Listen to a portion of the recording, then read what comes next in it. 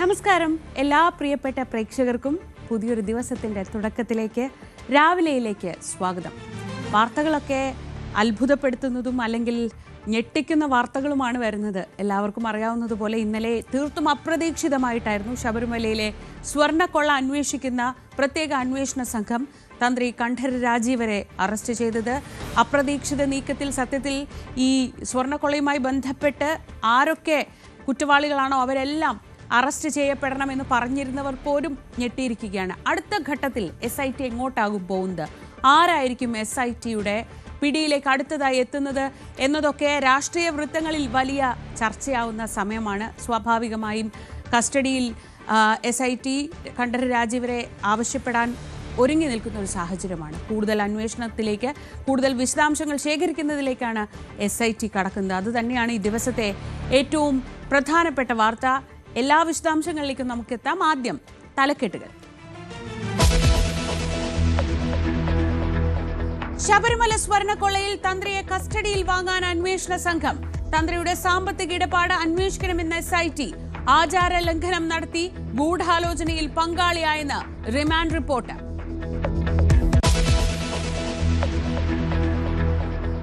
വിവാദങ്ങൾക്കിടെ CPM സംസ്ഥാന secretariat ഇന്ന്.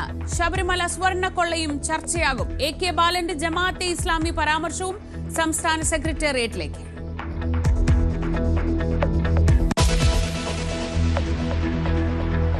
നിയമസഭാ തെരഞ്ഞെടുപ്പ് ഒരുക്കങ്ങൾ വിലയിരുത്താൻ BJP ദേശീയ നേതൃത്വം. അമിത്ഷാ ഇന്ന് തിരുവനന്തപുരത്തേക്ക്. സംസ്ഥാന കോർ കമ്മിറ്റിയിലും NDA നേതൃയോഗത്തിലും പങ്കെടുക്കും.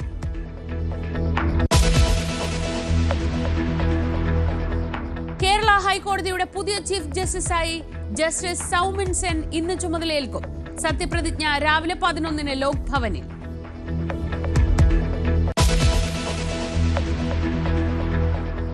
ഇറാൻ അമേരിക്കയുടെ മുന്നറിയിപ്പ്. പ്രതിഷേധക്കാരെ ആക്രമിച്ചാൽ അതിശക്തമായി തിരിച്ചടിക്കുമെന്ന് ട്രംപ്. വെനസ്വേലയെ വീണ്ടും ആക്രമിക്കാൻ പദ്ധതി തയ്യാറാക്കിയതായും US പ്രസിഡന്റ്.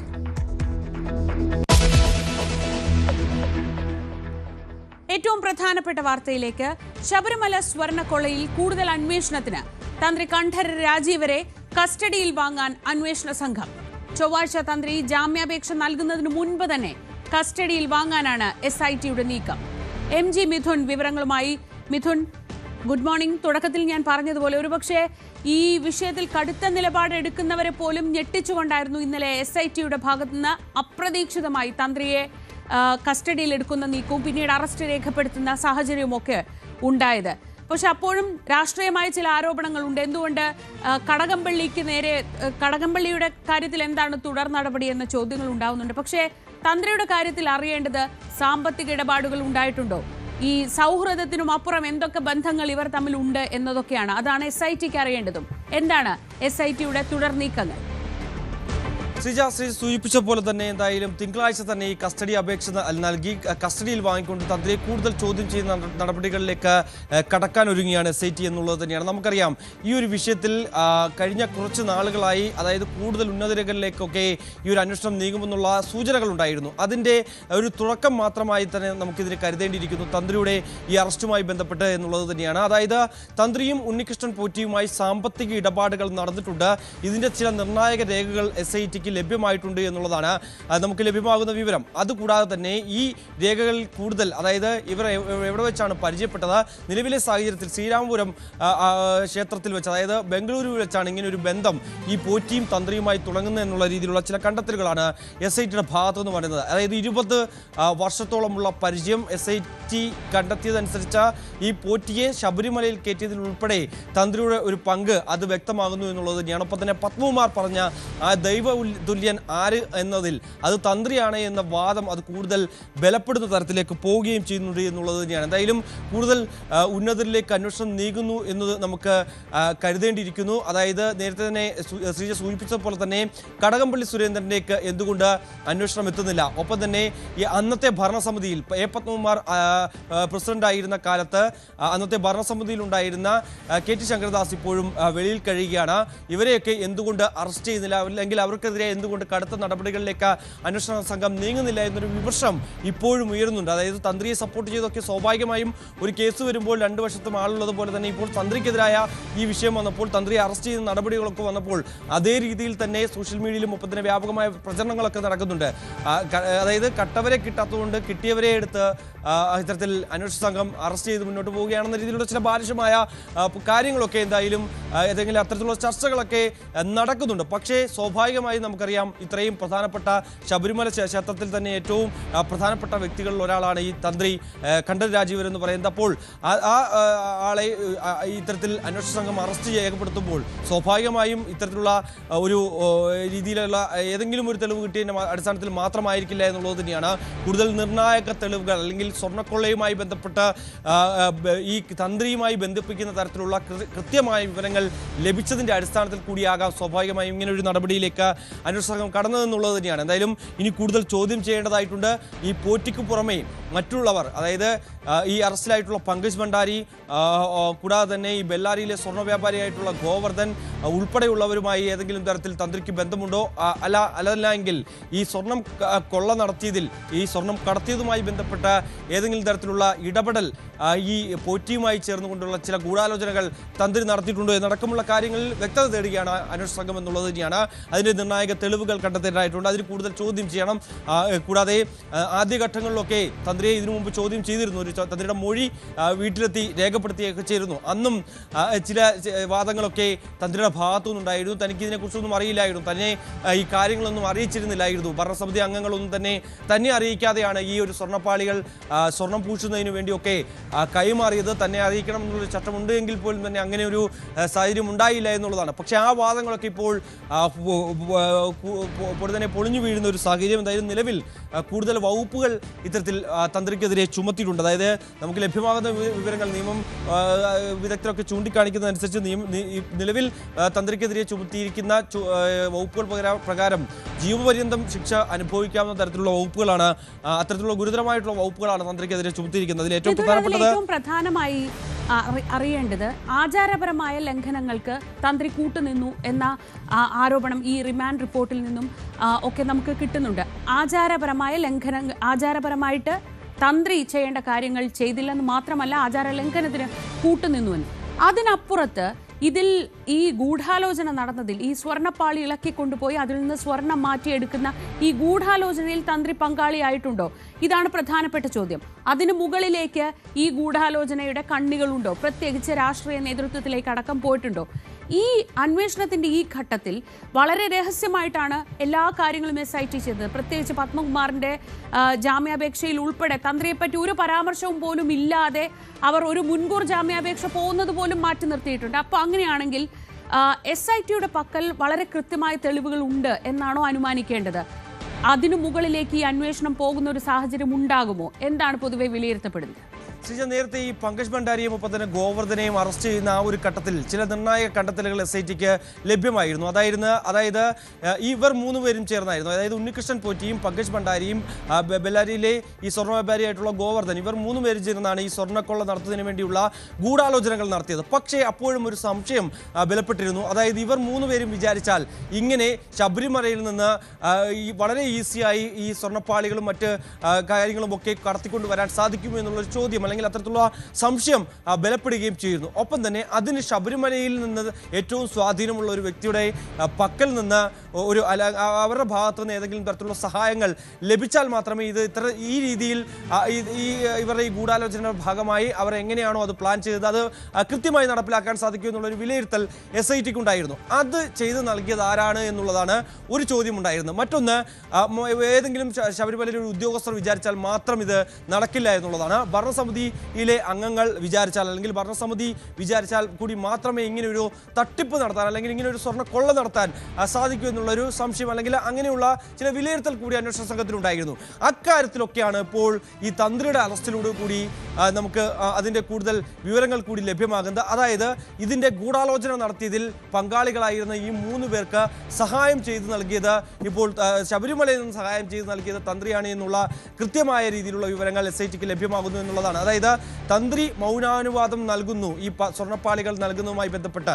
മറ്റൊന്ന്, ഭരണസമിതി അംഗങ്ങൾ, പ്രത്യേകിച്ച് A. പത്മകുമാർ അടക്കമുള്ള CPMന്റെ മുൻ MLA കൂടിയായിട്ടുള്ള CPM നേതാക്കൾ അടങ്ങിയ ആ ഭരണസമിതി അവർ ഇതിന് കൃത്യമായി അതിനു വേണ്ടിയുള്ള എല്ലാ സഹായങ്ങളും ചെയ്തു നൽകുന്നു. അതുകൊണ്ട് തന്നെ സ്വാഭാവികമായും അവർ ഗൂഢാലോചന നടത്തിയതുപോലെ കൃത്യമായി പ്ലാൻ ചെയ്ത രീതിയിൽ തന്നെ അവർക്കത് നടപ്പിലാക്കാൻ സാധിക്കുന്നു എന്നുള്ളതാണ്. അതായത് 2019 മെയ്യിൽ കട്ടിളപ്പാളികൾ ശബരിമല ശ്രീകോവിൽ നിന്ന് ഇളക്കിക്കൊണ്ടു പോകുന്നതിന് തന്ത്രി മൗനാനുവാദം നൽകി, അതിനുവേണ്ടിയുള്ള എല്ലാ ഒത്താശയും നൽകി എന്നതാണ് SITയുടെ കണ്ടെത്തൽ.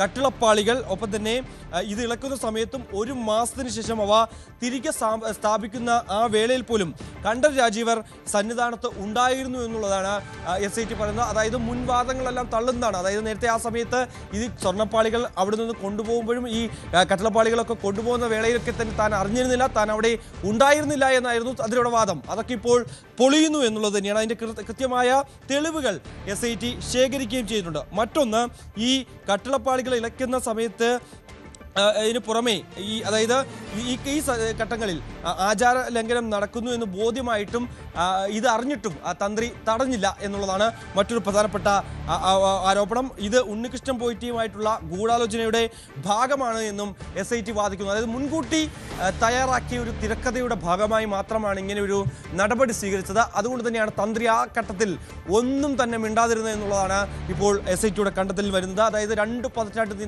നിന്ന സൗഹൃദം അത് പിന്നീട് ഉണ്ണികൃഷ്ണൻ പോറ്റിയും മറ്റുള്ളവരും ചേർന്ന് നടത്തിയിട്ടുള്ള ആ ഒരു പ്ലാൻ അത് നടപ്പിലാക്കുന്നതിന് തന്ത്രി കൃത്യമായി അതിന് കൂട്ടുനിൽക്കുകയും ചെയ്തു. അതിൻ്റെ ഭാഗമായി കൃത്യമായ രീതിയിലുള്ള ചില സാമ്പത്തിക ഇടപാടുകൾ ഉണ്ണികൃഷ്ണൻ പോറ്റിയുമായും തന്ത്രിയുമായും നടന്നിട്ടുണ്ട് എന്നുള്ളതാണ്.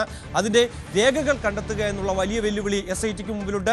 അത് ഏതൊക്കെ തരത്തിലാണ്, എത്ര രൂപ കൈപ്പറ്റി, അത് എവിടെ വെച്ചാണ് കൈപ്പറ്റിയിട്ടുള്ളത്, അത് ഏത് മുഖേനയാണ്, അതായത് ബാങ്ക് ട്രാൻസ്ഫർ വഴിയാണോ, അതല്ലെങ്കിൽ മറ്റ് ഇടപാടുകളിലൂടെയാണോ, അല്ലെങ്കിൽ മറ്റേതെങ്കിലും തരത്തിലുള്ള ബിനാമി ഇടപാടുകളിലൂടെയാണോ ഇങ്ങനെ പണം ഈ തന്ത്രിയിലേക്ക് എത്തിയത് എന്നടക്കമുള്ള കാര്യങ്ങൾ പരിശോധിച്ചു വരികയാണ്. അതിനുവേണ്ടി തന്ത്രിയെ കസ്റ്റഡിയിൽ എടുത്ത് കൂടുതൽ ചോദ്യം ചെയ്യണം. അതിന് തന്ത്രിയിൽ നിന്ന് ലഭ്യമാകുന്ന മൊഴിയുടെ അടിസ്ഥാനത്തിൽ മറ്റുള്ളവരുമായും, അതായത് ഉണ്ണികൃഷ്ണൻ പോറ്റിയെയും ഒപ്പം തന്നെ ഈ പറയുന്ന പങ്കജ് ഭണ്ഡാരിയെയും ബെല്ലാരിയിലെ സ്വർണ്ണ വ്യാപാരി ഗോവർദ്ധനെയും ഉൾപ്പെടെയുള്ളവരെ വീണ്ടും ചോദ്യം ചെയ്യുന്ന നടപടികളിലേക്ക് അന്വേഷണ സംഘം കടക്കുകയും ചെയ്യും.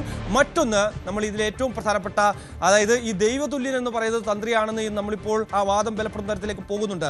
പക്ഷേ ഇവരെല്ലാം തന്നെ വിചാരിച്ചാൽ മാത്രം നടക്കുന്നതാണോ ഇങ്ങനെ ഒരു സ്വർണ്ണക്കൊള്ള എന്നുള്ള ഒരു സംശയം ഇപ്പോഴും നിലനിൽക്കുന്നുണ്ട്. അത് തന്നെയാണ് മുൻ ദേവസ്വം മന്ത്രി, അന്നത്തെ ദേവസ്വം മന്ത്രിയായിരുന്ന കടകംപള്ളി സുരേന്ദ്രനിലേക്ക് കൂടി ഈ ഒരു വിഷയം, അല്ലെങ്കിൽ ഇങ്ങനെയുള്ള വാദങ്ങൾ, അല്ലെങ്കിൽ ഇങ്ങനെയുള്ള ആരോപണം കൂടുതൽ ശക്തിയായി വിരൽ ചൂണ്ടുന്നത് എന്നുള്ളത് തന്നെയാണ്. അതായത് കടകംപള്ളിക്ക് ഇതിൽ ഏതെങ്കിലും തരത്തിൽ ബന്ധമുണ്ടോ, അതായത് സർക്കാർ തലത്തിൽ ഏതെങ്കിലും തരത്തിൽ സഹായങ്ങൾ ചെയ്ത് നൽകിയിട്ടുണ്ടോ? ദേവസ്വം മന്ത്രിയായിരുന്ന കാലത്ത് ഈ വിഷയത്തിൽ, അല്ലെങ്കിൽ ഈ കട്ടിളപ്പാളികളും മറ്റ് കാര്യങ്ങളും ഒക്കെ സ്വർണം പൂശുന്നതുമായി ബന്ധപ്പെട്ടുള്ള കാര്യങ്ങൾ മന്ത്രിക്ക് അറിയാമായിരുന്നു, അല്ലെങ്കിൽ ഇങ്ങനെയുള്ള ആളുകളെയാണ് ഏൽപ്പിക്കുന്നത്, അല്ലെങ്കിൽ ഈ ഉണ്ണികൃഷ്ണൻ പോറ്റിയാണ് ഇത്ര നാളിതുവരെ ആയിട്ടുള്ള ഈ കാര്യങ്ങൾ ഏൽപ്പിച്ചുകൊണ്ടിരുന്നത്. ഒപ്പം തന്നെ ദേവസ്വം ബോർഡിൽ നടക്കുന്ന ഈ കൃത്രിമങ്ങൾ, അല്ലെങ്കിൽ ഈ വിഷയത്തിൽ ഏതെങ്കിലും തരത്തിൽ തട്ടിപ്പുകൾ നടത്തിയിട്ടുണ്ട് എന്നുള്ള കാര്യങ്ങളൊക്കെ മന്ത്രിക്ക് അറിയാമായിരുന്നു, അല്ലെങ്കിൽ മന്ത്രി അറിഞ്ഞിട്ടും അത് അറിയാതെ നടിച്ചതാണോ, അല്ലെങ്കിൽ അവരുടെ ഭാഗമായി കൂട്ടുനിന്നോ എന്നടക്കമുള്ള ചില സംശയങ്ങൾ സ്വാഭാവികമായും ഉയർന്നു വരുന്നുണ്ട്. എന്തായാലും വരും ഘട്ടങ്ങളിൽ, അല്ലെങ്കിൽ വരുന്ന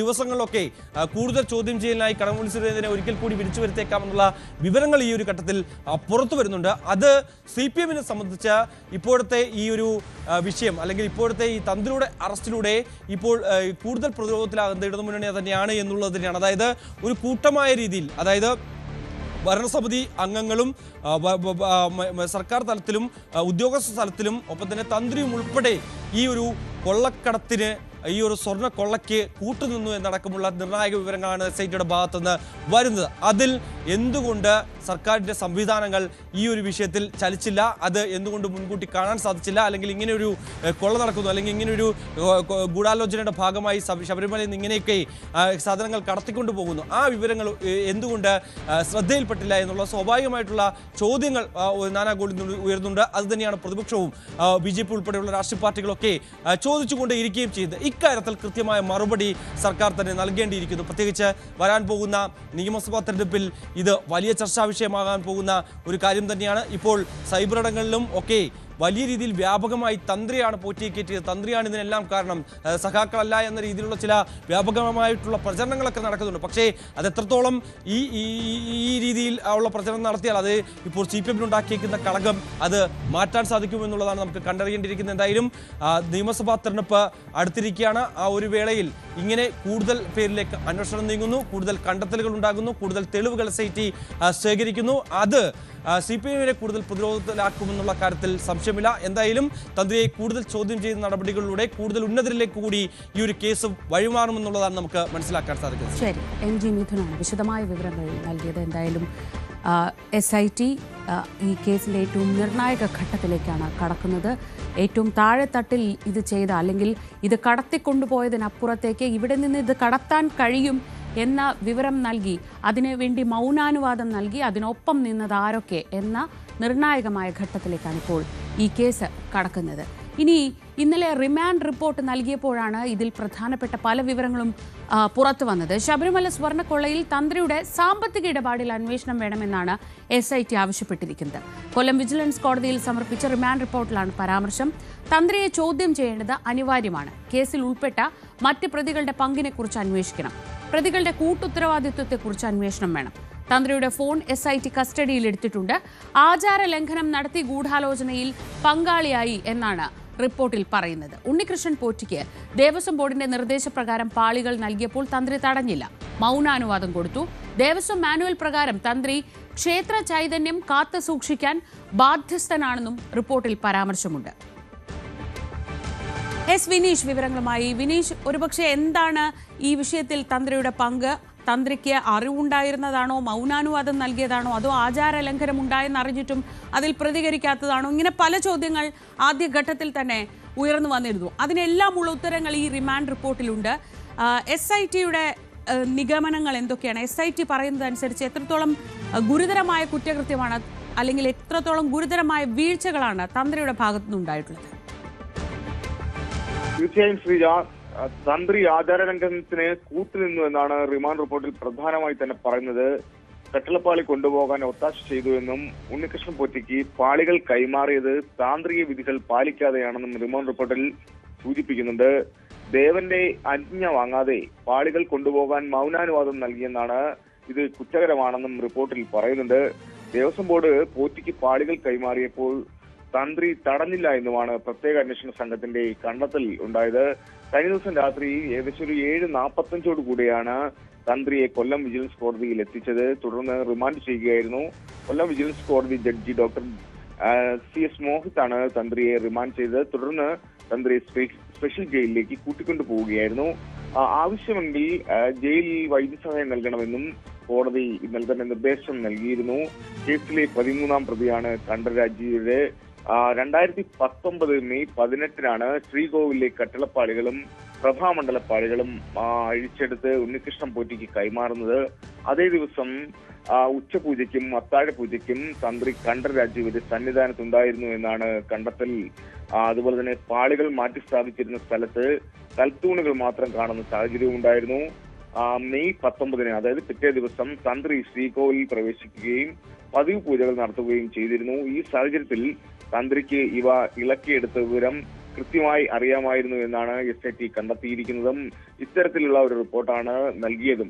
പോറ്റി തന്ത്രി ബന്ധം, പോറ്റിയും ഈ തന്ത്രിയുമായിട്ടുള്ള ബന്ധം കൃത്യമായി അന്വേഷിക്കണമെന്നും ഭക്തരുടെ വിശ്വാസം വ്രണപ്പെടുത്തിയ തന്ത്രിക്ക് ജാമ്യം നൽകരുതെന്നുമാണ് കഴിഞ്ഞ ദിവസം റിമാൻഡ് റിപ്പോർട്ടിൽ സൂചിപ്പിച്ചിരുന്നത്.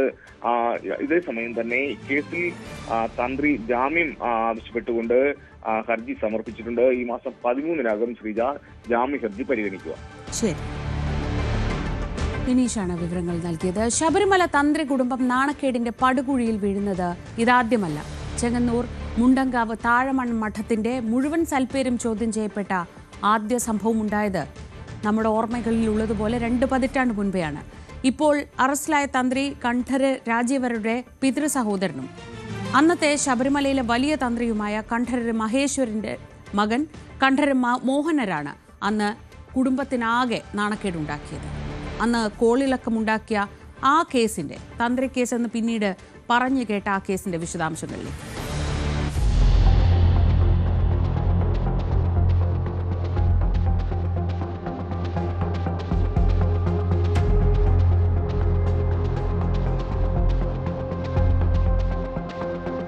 തന്ത്രി കേസ് എന്ന പേരിൽ കുപ്രസിദ്ധി നേടിയ സംഭവമുണ്ടായത് 2006-ലാണ്. ആ വർഷം ജൂലൈ 23-ന് മോഹനര് കൊച്ചിയിലെ ശോഭയുടെ ഫ്ളാറ്റിലെത്തിയപ്പോൾ കത്തിയും കളിത്തോക്കും മറ്റും കാണിച്ച് ഭീഷണിപ്പെടുത്തി ശരീരത്തിൽ അണിഞ്ഞിരുന്ന 27.5 പവന്റെ സ്വർണ്ണാഭരണങ്ങളും മൊബൈൽ ഫോണും 20,000 രൂപയും കവർന്നായിരുന്നു കേസ്.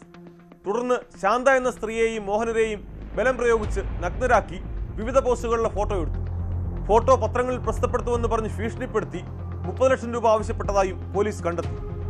കേസിൽ മുഴുവൻ പ്രതികളും കുറ്റക്കാരാണെന്ന് 2012-ൽ എറണാകുളം അഡീഷണൽ സെഷൻസ് കോടതി കണ്ടെത്തിയിരുന്നു. പ്രതികളായ ശോഭ ജോൺ, ബിച്ചു റഹ്മാൻ, കേപ്പനി, അബ്ദുൾ സത്താർ, മജീദ്, ഷെരീഫ് എന്നിവർക്ക് 7 വർഷം തടവും പിഴയും കോടതി വിധിച്ചു. അബ്ദുൾ സഹദ്, അസീസ്, ബിജി പീറ്റർ എന്നീ പ്രതികളെ 4 വർഷം തടവിന് ശിക്ഷിച്ചു.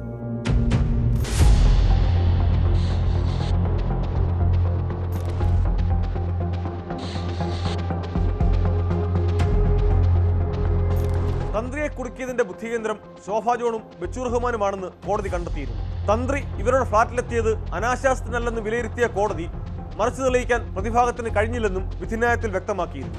അതിനു മുമ്പ് 3 തവണ തന്ത്രി മോഹനര് ശോഭയുടെ ഫ്ളാറ്റിലെത്തിയിരുന്നു. തന്റെ പുതിയ ഫ്ളാറ്റിലേക്ക് ജോലിക്കാരിയെ അന്വേഷിച്ചാണ് ഇവിടെ വന്നതെന്നായിരുന്നു തന്ത്രിയുടെ വാദം. ശാന്ത ഏർപ്പാടാക്കിയ വേലക്കാരനെ കൂട്ടിക്കൊണ്ടുപോകാൻ മോഹനര് വരുമെന്ന് മുൻകൂട്ടി അറിഞ്ഞ ശോഭ ജോൺ 4-ാം പ്രതി ബിച്ചു റഹ്മാനും കൂട്ടാളികളുമായി ചേർന്ന് പദ്ധതിയിട്ട പ്രകാരം സ്വർണവും പണവും തട്ടിയെടുക്കുകയായിരുന്നെന്നാണ് പോലീസും കണ്ടെത്തിയത്. തന്ത്രിയെ മനഃപൂർവ്വം കുടുക്കുന്നതിന് പ്രതികൾ ചേർന്ന് ഗൂഢാലോചന നടത്തിയതാണെന്ന പ്രോസിക്യൂഷന്റെ വാദം കോടതി അന്ന് അംഗീകരിക്കുകയുമുണ്ടായി. എന്നാൽ വരാപ്പുഴ പെൺവാണിഭം, തട്ടിക്കൊണ്ടുപോകൽ, ഭീഷണിപ്പെടുത്തൽ, ബ്ലേഡ് മാഫിയ പ്രവർത്തനങ്ങൾ എന്നിവയടക്കം നിരവധി കേസുകൾ പ്രതിയായ ശോഭ ജോണുമായുള്ള തന്ത്രിയുടെ ബന്ധം കേസിന്റെ പല ഘട്ടങ്ങളിലും വലിയ സംശയങ്ങൾ ഉയർത്തിയിരുന്നു. ലക്ഷക്കണക്കിന് വിശ്വാസികൾ ഭക്ത്യാദരപൂർവ്വം കാണുന്ന തന്ത്രിയുടെ വ്യക്തിജീവിതം സംബന്ധിച്ച പല ആരോപണങ്ങളും ഈ ഘട്ടത്തിൽ ഉയർന്നു. 2007-ൽ ജസ്റ്റിസ് പരിപൂർണൻ കമ്മീഷൻ തന്ത്രി മോഹനരോട് മന്ത്രങ്ങളെക്കുറിച്ച് ചോദിച്ചതും മാധ്യമവാർത്തകൾ നിറഞ്ഞ സംഭവമാണ്. മോഹനരുവിനെ ശബരിമലയിൽ നിന്ന് മാറ്റി നിർത്താൻ ദേവസ്വം ബോർഡ് തീരുമാനിക്കുന്നതിലേക്കും കാര്യങ്ങളെത്തി. പിന്നീട് ഏതാണ്ട് 12 വർഷങ്ങൾക്ക് ശേഷം പത്മകുമാർ ദേവസ്വം ബോർഡ് പ്രസിഡന്റ് ആയിരിക്കെയാണ് ബോർഡ് നിലപാട് മാറ്റിയത്. താൻ അറിയാതെ അക്കൗണ്ടിൽ നിന്ന് പണം പിൻവലിച്ചെന്ന് ആരോപിച്ച് മോഹനരുവിനെതിരെ 2019-ൽ അമ്മ ഹൈക്കോടതിയെ സമീപിക്കുകയും ഉണ്ടായി. ശബരിമല വലിയ തന്ത്രിയായിരുന്ന ചെങ്ങന്നൂർ മുണ്ടങ്കാവ് താഴ്മൺ മഠത്തിലെ കണ്ഠരര് മഹേശ്വരരുവിന്റെ മൂത്ത മകനാണ് കണ്ഠരര് മോഹനര്. ഇപ്പോഴത്തെ ശബരിമല തന്ത്രി മഹേഷ് മോഹനര് ഇദ്ദേഹത്തിന്റെ മകനും രാഹുൽ ഈശ്വർ സഹോദരീപുത്രനുമാണ്. കണ്ഠരര് രാജീവര് സ്വർണ്ണക്കൊള്ളക്കേസിൽ അറസ്റ്റിലാകുമ്പോൾ മോഹനരുവിന് പിന്നാലെ ഭക്തരുടെ മനസ്സിലെ മറ്റൊരു വിഗ്രഹം കൂടിയാണ് തകരുന്നത്.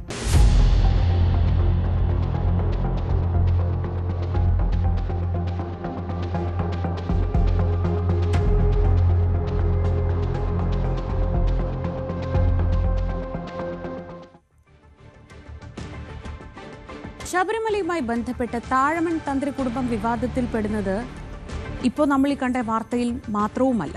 2006-ൽ കന്നഡ നടി ജയമാല നടത്തിയൊരു വെളിപ്പെടുത്തൽ അക്ഷരാർത്ഥത്തിൽ വിശ്വാസി സമൂഹത്തെ ആകെ ഞെട്ടിച്ചിരുന്നു. ശബരിമല ശ്രീകോവിലിനുള്ളിൽ അയ്യപ്പ വിഗ്രഹത്തെ സ്പർശിച്ച് പ്രാർത്ഥിച്ചു എന്നായിരുന്നു അന്ന് ജയമാലയുടെ വെളിപ്പെടുത്തൽ.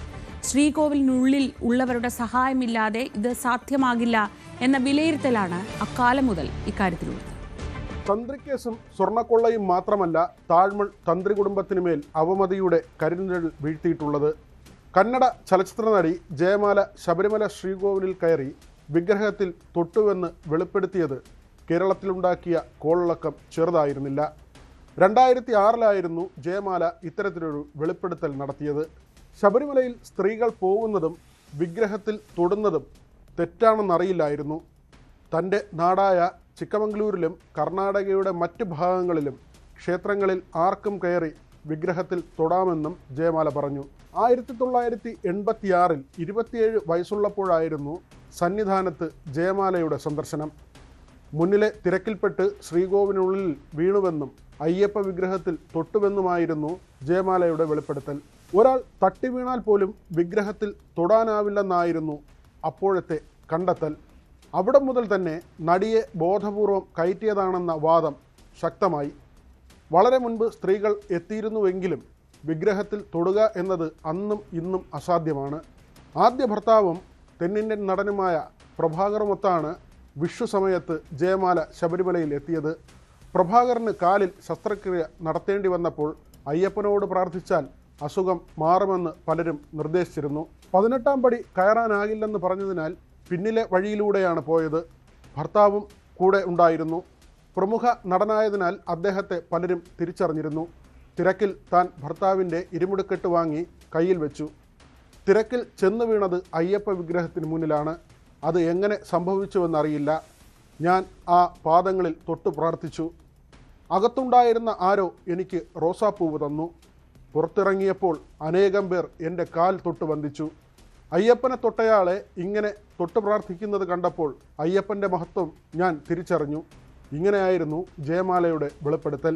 ശബരിമലയിൽ 2006 നടന്ന ദേവപ്രശ്നത്തിൽ പങ്കെടുത്ത 21 ജ്യോത്സ്യന്മാരിൽ ഒരാളായ ഉണ്ണികൃഷ്ണ പണിക്കർ അയ്യപ്പ വിഗ്രഹത്തിൽ സ്ത്രീ സ്പർശമുണ്ടായെന്ന വെളിപ്പെടുത്തൽ നടത്തി. ജയമാലയിൽ നിന്ന് നേരത്തെ തന്നെ വിവരം മനസ്സിലാക്കിയ ജ്യോതിഷി ഇങ്ങനെ ഒരു വെളിപ്പെടുത്തൽ നടത്തിയെന്ന കണ്ടെത്തലാണ് പിന്നീടുണ്ടായത്.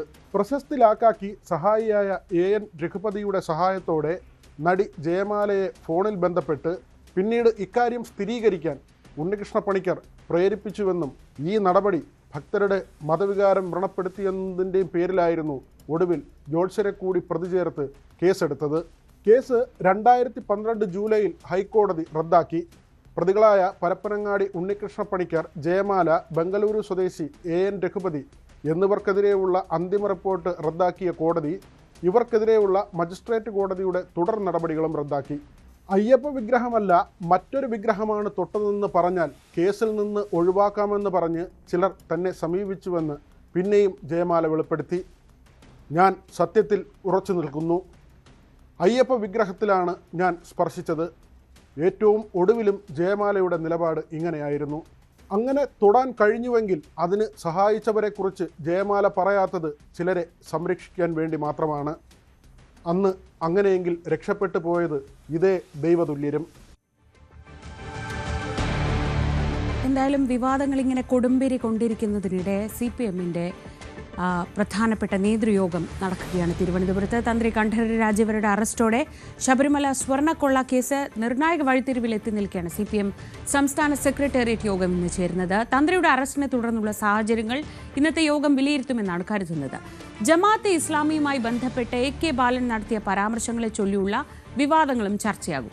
നിയമസഭാ തെരഞ്ഞെടുപ്പിന്റെ തയ്യാറെടുപ്പുകളും യോഗത്തിന്റെ പരിഗണനയ്ക്ക്. കേരള ഹൈക്കോടതിക്ക് പുതിയ ചീഫ് ജസ്റ്റിസ് എത്തുകയാണ്. പുതിയ ചീഫ് ജസ്റ്റിസായി ജസ്റ്റിസ് സൗമൻ സെൻ ഇന്ന് ചുമതലയേൽക്കും. രാവിലെ 11 മണിക്ക് തിരുവനന്തപുരത്തെ ലോക് ഭവനിൽ നടക്കുന്ന ചടങ്ങിൽ ഗവർണർ സത്യവാചകം ചൊല്ലിക്കൊടുക്കും. നിലവിലെ ചീഫ് ജസ്റ്റിസ് നിതിൻ ജംദാർ വിരമിക്കുന്ന ഒഴിവിലേക്കാണ് മേഘാലയ ഹൈക്കോടതി ചീഫ് ജസ്റ്റിസായിരുന്ന സൗമൻ സെന്നിനെ നിയമിച്ചത്. ഇത് സംബന്ധിച്ച് കേന്ദ്ര സർക്കാരിന്റെ വിജ്ഞാപനം കഴിഞ്ഞ വ്യാഴാഴ്ച പുറത്തിറങ്ങിയിരുന്നു. കൊൽക്കത്ത സ്വദേശിയായ ജസ്റ്റിസ് സൗമൻ സെൻ 1991 ജനുവരിയിലാണ് അഭിഭാഷകനായി എൻറോൾ ചെയ്തത്. കൊൽക്കത്ത ഹൈക്കോടതിയിൽ 20 വർഷത്തോളം അഭിഭാഷകനായി പ്രാക്ടീസ് ചെയ്ത അദ്ദേഹം 2011 ഏപ്രിലിൽ കൊൽക്കത്ത ഹൈക്കോടതി ജഡ്ജിയായി നിയമിതനായി. തുടർന്ന് 2025 സെപ്റ്റംബർ 26 മേഘാലയ ഹൈക്കോടതി ചീഫ് ജസ്റ്റിസായി അദ്ദേഹത്തെ നിയമിച്ചത്. സുപ്രീം കോടതി കൊളീജിയത്തിന്റെ ശുപാർശ അംഗീകരിച്ചുകൊണ്ടാണ് ഇപ്പോൾ അദ്ദേഹത്തെ കേരളത്തിലേക്ക് മാറ്റിയിരിക്കുന്നത്. പ്രധാനമന്ത്രി നരേന്ദ്രമോദി 3 ദിവസത്തെ സന്ദർശനത്തിനായി ഇന്ന് ഗുജറാത്തിലെത്തും. സോമനാഥ്, രാജ്കോട്ട്, അഹമ്മദാബാദ് എന്നിവിടങ്ങളിൽ നടക്കുന്ന പരിപാടികളിൽ പങ്കെടുക്കുകയും ചെയ്യും. ഇന്ന് രാത്രി 8 മണിക്ക് സോമനാഥ ക്ഷേത്രത്തിൽ ഭക്തർക്കൊപ്പം ഓംകാർ മന്ത്രജപത്തിൽ പങ്കെടുക്കും. നാളെ ശൗര്യ യാത്രയിൽ പ്രധാനമന്ത്രി പങ്കെടുക്കുന്നുണ്ട്. തുടർന്ന് വൈബ്രന്റ് ഗുജറാത്ത് മേഖലാ സമ്മേളനത്തിൽ പങ്കെടുക്കാൻ പ്രധാനമന്ത്രി രാജ്കോട്ടിലേക്ക് പോകും. ജനുവരി 12 നരേന്ദ്രമോദി അഹമ്മദാബാദിൽ ജർമ്മൻ ചാൻസലർ ഫെഡറിക് മേഴ്സുമായി കൂടിക്കാഴ്ച നടത്തും. കേരളത്തിലേക്കും ഇന്ന് സുപ്രധാനമായ ഒരു കൂടിക്കാഴ്ചയ്ക്കായി കേന്ദ്ര ആഭ്യന്തരമന്ത്രി അമിത്ഷാ എത്തുന്നു. BJPയുടെ നിയമസഭാ തെരഞ്ഞെടുപ്പ് ഒരുക്കങ്ങൾ സജീവമാക്കാൻ കൂടിയാണ് ആഭ്യന്തരമന്ത്രി ഇന്ന് രാത്രി തിരുവനന്തപുരത്ത് എത്തുന്നത്. നാളെ സംസ്ഥാന കോർ കമ്മിറ്റി, NDA നേതൃയോഗം എന്നിവയിൽ അദ്ദേഹം പങ്കെടുക്കും. തെരഞ്ഞെടുപ്പ് തയ്യാറെടുപ്പുകളും ചർച്ചയാകും. തദ്ദേശ തെരഞ്ഞെടുപ്പിൽ ജയിച്ചവരുടെ സമ്മേളനത്തിലും അമിത്ഷാ പങ്കെടുക്കും.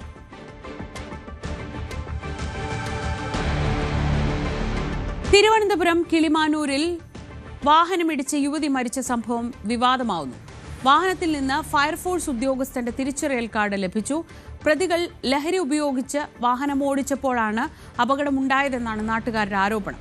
വിവരങ്ങളുമായി അഭിലാഷ് ചേരുന്നു. അഭിലാഷ്, ഈ സാധാരണഗതിയിൽ ഒരു വാഹനാപകടം എന്ന നിലയ്ക്ക് പോകേണ്ടിയിരുന്നതാണ്. പക്ഷേ ഇതിപ്പോൾ ഇങ്ങനെ ഒരു വിവാദത്തിലേക്ക് പോകുന്നത് എങ്ങനെയാണ്? ഈ ഥാർ ഓടിച്ചിരുന്ന ആരാണ്, അത് ആരുടെ വാഹനമാണ് എന്നൊക്കെ തിരിച്ചറിഞ്ഞിട്ടുണ്ട്? ശ്രീജ, സാധാരണ അപകടം എന്നതിലുപരി അതിദാരുണമായ ഒരു അപകടമാണ് കിളിമാനൂരിൽ നിന്ന് സംഭവിച്ചത്. ഈ അമിത വേഗതയിലെത്തിയ താർ ജീപ്പ് റോഡിന് വശത്തുകൂടി പോകുകയായിരുന്ന ഇരുചക്ര വാഹനത്തെയാണ് ഇടിച്ചു തെറിപ്പിച്ചത്. ഇതിൽ വാഹനത്തിൽ സഞ്ചരിച്ചിരുന്ന അംബിക എന്ന യുവതി മരണപ്പെടുകയും ചെയ്തു. ഇതിനുശേഷം നിർത്താതെ പോയ ഈ വാഹനം ഏകദേശം ഒരു 5 കിലോമീറ്റർ അപ്പുറത്ത് ഒരു ആളൊഴിഞ്ഞ പുരയിടത്തിൽ ഉപേക്ഷിച്ച നിലയിൽ നാട്ടുകാരാണ് അത് കണ്ടെത്തിയത്. ഈ സമയം വാഹനത്തിൽ ഒരാൾ ഉണ്ടായിരുന്നു. ഇയാളെ ഉൾപ്പെടെ പോലീസിന് കൈമാറുകയും ചെയ്തിരുന്നു അന്ന് തന്നെ. ഇതിലൊരു ഫയർഫോഴ്സ് ഉദ്യോഗസ്ഥന്റെ ID കാർഡും ഈ വാഹനത്തിൽ നിന്ന് ലഭിച്ചിരുന്നു.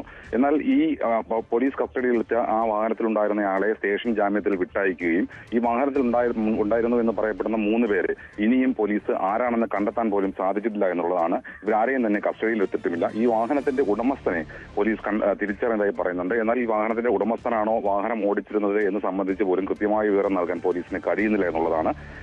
എന്തായാലും ഈ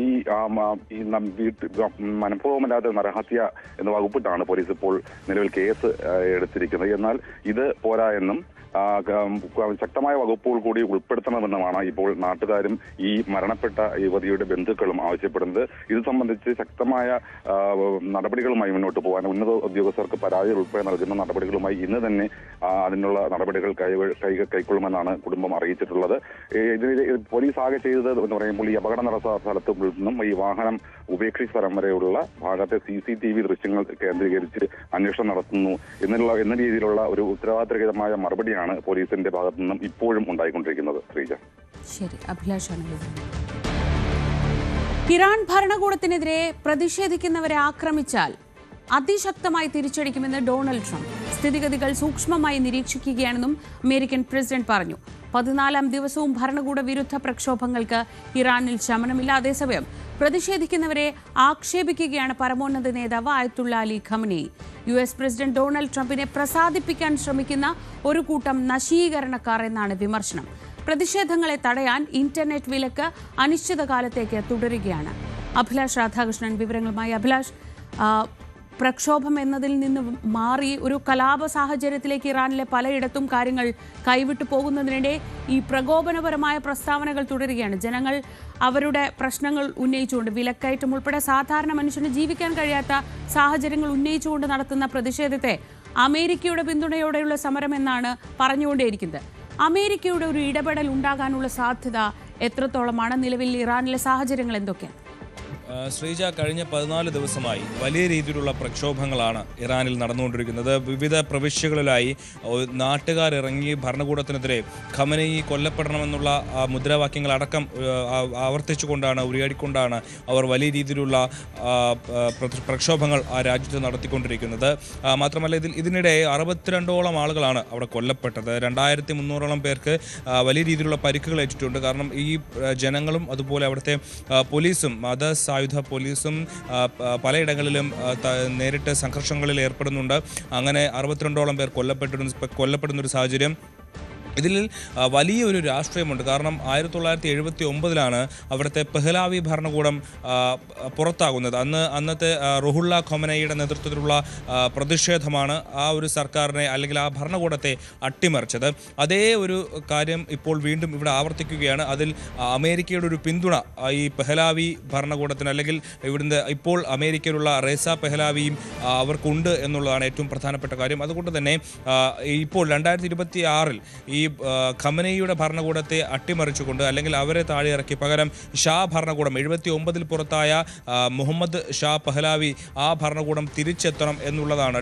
പഹ്ലാവി ഡൈനാസ്റ്റിയുടെ, ഷാ ഡൈനാസ്റ്റിയുടെ ഭരണം ഇറാനിൽ തിരികെ എത്തണം എന്നുള്ളതാണ് ജനങ്ങളുടെ ആവശ്യം. ഒരുപക്ഷെ ഇത് തന്നെയാണ് അമേരിക്കയുടെ ആവശ്യം. കാരണം അന്ന് ആ കാലത്തിൽ തന്നെ 53-ലാണ് ഈ മുഹമ്മദ് ഷാ പഹ്ലാവിയുടെ ഭരണം ഇറാനിൽ വരുന്നത്. ആ ഒരു കാലഘട്ടത്തിൽ തന്നെ ബ്രിട്ടൻ്റെയും അമേരിക്കയുടെയും പിന്തുണ ഉണ്ടായിരുന്ന ഒരു ഭരണകൂടമായിരുന്നു. പിന്നീടാണ് 79 റുഹുള്ള ഖമനേയി അവിടെ ഒരു മത ഭരണകൂടത്തെ കൊണ്ടുവരുന്നതും ആ രാജ്യം ഇപ്പോൾ ഈ 2025 വരെ ഭരിക്കുന്നതും. പിന്നീട് ഇപ്പോൾ വീണ്ടും അവിടെ അമേരിക്കയുടെ പിന്തുണയോടുകൂടി ഷാ ഭരണകൂടത്തെ കൊണ്ടുവരാനുള്ള ശ്രമങ്ങൾ കഴിഞ്ഞ വർഷം തന്നെ തുടങ്ങിയിരുന്നു. ഇസ്രായേലും ഇറാനും തമ്മിലുള്ള സംഘർഷം 2025 നടക്കുമ്പോൾ അന്ന് അന്നൊരിക്കൽ അമേരിക്ക ഇത്തരത്തിലൊരു ഇടപെടൽ നടത്തുകയും ഇസ്ഫഹാനിലും ഫൊർദോയിലും ഇറാന്റെ ന്യൂക്ലിയർ പ്ലാന്റുകളായിട്ടുള്ള ഇസ്ഫഹാനിലും ഫൊർദോയിലും വലിയ രീതിയിലുള്ള ആക്രമണങ്ങൾ നടത്തുകയും ചെയ്തു. ആ കാലഘട്ടത്തിൽ ആയത്തുള്ള ഖമനയെ വധിക്കാനായിട്ടുള്ള ശ്രമം അമേരിക്കയുടെ ഭാഗത്തുനിന്ന് ഉണ്ടായി എന്നുള്ള റിപ്പോർട്ടുകളും വന്നിരുന്നു. അക്കാലത്താണ് ഖമനയി ഒളിവിൽ പോകുന്നത്. പിന്നീട് അമേരിക്ക ആ ഒരു പ്രോജക്റ്റ്, ആ ഒരു പദ്ധതി, ആയത്തുള്ള ഖമനയെ വധിക്കാനുള്ള ആ ഒരു പദ്ധതി ഉപേക്ഷിക്കുകയാണ് ഉണ്ടായത്. ഇപ്പോൾ മറ്റൊരു തരത്തിൽ ഇറാനിലെ ഭരണകൂടത്തെ അടിച്ചമർത്താനും അല്ലെങ്കിൽ ഭരണകൂടത്തെ താടിയിറക്കാനുമുള്ള അമേരിക്കയുടെ ഒരു പദ്ധതി നടപ്പിലാകുന്നു. അല്ലെങ്കിൽ അവരുടെ ശ്രമം ഇപ്പോൾ ഇറാനിലെ ജനങ്ങളെ മുൻനിർത്തിക്കൊണ്ട് നടത്തുന്നു എന്നുള്ളതാണ് ഇപ്പോൾ ഇറാന്റെ ഭാഗത്തുനിന്നുണ്ടാവുന്നത്. മാത്രമല്ല അതിന് ശക്തമായ തെളിവുകളുമുണ്ട്. ഈ ഡൊണാൾഡ് ട്രംപ് അടക്കം വളരെ പ്രത്യക്ഷമായാണ് പറയുന്നത് ഇത്തരത്തിൽ ഏതെങ്കിലും തരത്തിലുള്ള ആക്രമണം, ഇപ്പോൾ ഭരണകൂടത്തിനെതിരെ നടത്തുന്ന പ്രതിഷേധങ്ങൾക്കെതിരെ അമേരിക്കയുടെ ഭാഗത്തു നിന്നുള്ള എന്തെങ്കിലും തരത്തിലുള്ള ഒരു ആക്രമണം ഉണ്ടായാൽ അമേരിക്ക നേരിട്ട് ഇടപെടും എന്ന് ഡൊണാൾഡ് ട്രംപ് ആവർത്തിക്കുകയാണ് ചെയ്യുന്നത്. അത് വലിയ രീതിയിൽ ടെഹ്റാനിലടക്കം വലിയ രീതിയിൽ ആക്രമണങ്ങൾ നടത്താനുള്ള ഒരു സാധ്യതയുണ്ടെന്നുള്ള കാര്യം കൂടി ഡൊണാൾഡ് ട്രംപ് പ്രത്യക്ഷമായി തന്നെ മാധ്യമങ്ങളോട് പറയുന്ന ഒരു സാഹചര്യമുണ്ട്. അതായത് ഇറാനിൽ തങ്ങൾ ഇടപെടും എന്ന് കൃത്യമായി തന്നെ ഡൊണാൾഡ് ട്രംപ് പറയുന്നുണ്ട്. അവിടെ നിന്ന് തന്നെ നമുക്ക് വ്യക്തമാണ് ഈ ഇപ്പോൾ നടക്കുന്ന പ്രതിഷേധത്തിന് അമേരിക്കയുടെ പരസ്യമായും അതുപോലെ തന്നെ രഹസ്യമായുമുള്ള പിന്തുണ ഉണ്ട് എന്നുള്ള കാര്യം ഇക്കാര്യത്തിൽ വ്യക്തമാണ്. നമുക്കറിയാം വെനസ്വേലയിൽ അമേരിക്ക നടത്തിയ അതേ ഓപ്പറേഷൻ തന്നെ ഇറാനിൽ നടത്തുമോ എന്നുള്ള കാര്യങ്ങൾ ലോകം തന്നെ വീക്ഷിച്ചുകൊണ്ടിരിക്കുന്ന ഒരു സാഹചര്യമുണ്ട്. ഇതിനിടെയാണ് ആയത്തുള്ള ഖമനയി ഇപ്പോൾ റഷ്യയിലേക്ക് കടന്നു കളയാനുള്ള ഒരു സാധ്യത ഉണ്ട് എന്നുള്ള ചില റിപ്പോർട്ടുകൾ വരുന്നതും ആ റിപ്പോർട്ടുകളെ തള്ളി ഖമനയി തന്നെ രംഗത്തെത്തുന്ന ഒരു സാഹചര്യമുണ്ട്. മാത്രമല്ല ഇപ്പോൾ ഈ പ്രതിഷേധക്കാർക്കെതിരെ ആ രാജ്യത്ത് നടക്കുന്ന പ്രക്ഷോഭങ്ങളെ ഒന്ന് സമവായത്തിലെത്തിക്കാൻ ശ്രമിക്കുന്നതിന് പകരം അവിടുത്തെ ജനങ്ങളെ അല്ലെങ്കിൽ ആ പ്രതിഷേധക്കാരെ ശക്തമായി വിമർശിക്കാനും ആക്ഷേപിക്കാനുമാണ് ഇപ്പോൾ ആയത്തുള്ള ഖമനയി ശ്രമിക്കുന്നത്. കാരണം ഈ പ്രതിഷേധക്കാരോട് സംസാരിച്ചിട്ടൊന്നും കാര്യമില്ല. അവർ അമേരിക്കൻ പ്രസിഡന്റ് ഡൊണാൾഡ് ട്രംപിനെ പ്രസാദിപ്പിക്കാൻ നടത്തുന്ന ചില പരിപാടികൾ മാത്രമാണ് ഇപ്പോൾ ഇറാനിലെ തെരുവുകളിൽ നടത്തുന്നത് എന്നുള്ള വലിയ രൂക്ഷമായ വിമർശനമാണ് ഈ പ്രതിഷേധക്കാർക്കെതിരെ ആയത്തുള്ള ഖമൈനി നടത്തിയിരിക്കുന്നത്. ഇവരെ ഒന്നും എന്തെങ്കിലും അവർക്ക് അവിടെ പ്രതിഷേധിക്കാനുള്ള അവകാശമുണ്ടെന്നുള്ള കാര്യത്തിലൊന്നും ഖമനയി വലിയ വകവയ്ക്കുന്നില്ല എന്നുള്ളതാണ് മനസ്സിലാക്കുന്നത്.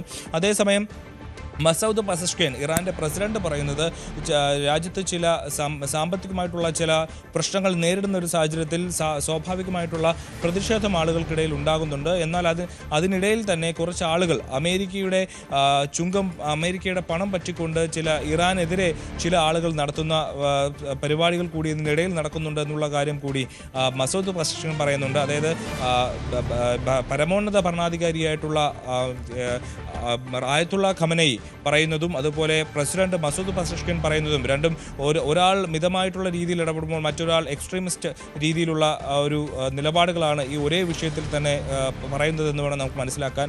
എന്തായാലും ഡൊണാൾഡ് ട്രംപ് ഈ കാര്യത്തിൽ ഇറാനിലേക്ക് എന്തായാലും ഇടപെടുമെന്നുള്ള കാര്യത്തിൽ ഏറെക്കുറെ ഒരു ഉറപ്പുണ്ട് എന്ന് വേണം മനസ്സിലാക്കാൻ. കാരണം നേരത്തെ തന്നെ വെനസ്വേലയുടെ കാര്യത്തിൽ ഡൊണാൾഡ് ട്രംപ് പറഞ്ഞതുപോലെ ചെയ്തിരുന്നു.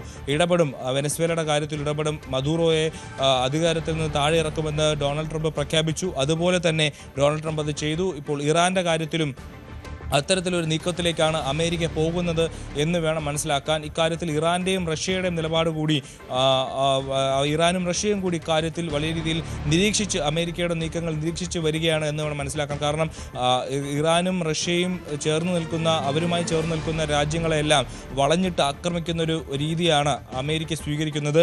അത്തരത്തിൽ ഇരു രാജ്യങ്ങളോടും ഏറ്റവും ചേർന്ന് നിൽക്കുന്ന ഒരു രാജ്യമാണ് ഇറാൻ.